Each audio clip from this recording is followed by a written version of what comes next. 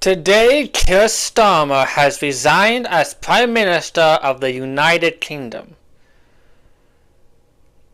He is by far the worst Prime Minister the United Kingdom has ever seen.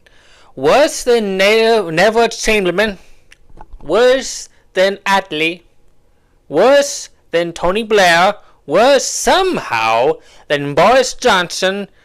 I would add Liz Truss, but she was barely a Prime Minister, so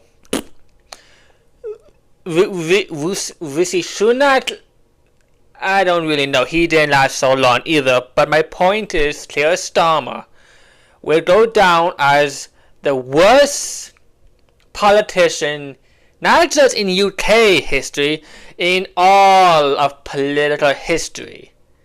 He did nothing. Okay? When he was the Labour Party leader, nothing. When he became Prime Minister, nothing.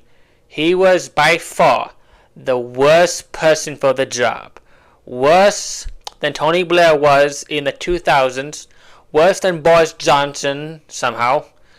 And worse than Rishi Sunak, a little Indian in charge of the United Kingdom. The biggest irony of the century. One of their own ex-colonies was leading the people who subjugated them. Okay? That is funny as all get out. But back to Keir Starmer. The amount of evidence that was presented to him about the Muslim grape. Okay? Grape.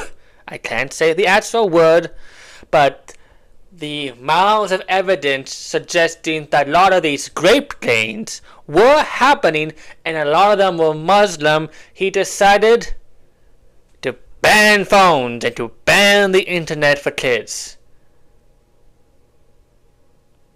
That's like putting a band-aid on a broken down plane. You are not helping whatsoever. And the fact he was proud of his response really does show that in 100 years from now, when the English historians are making a list of the worst Prime Minister in the United Kingdom history, Keir Starmer will be number one, right at the tippy top.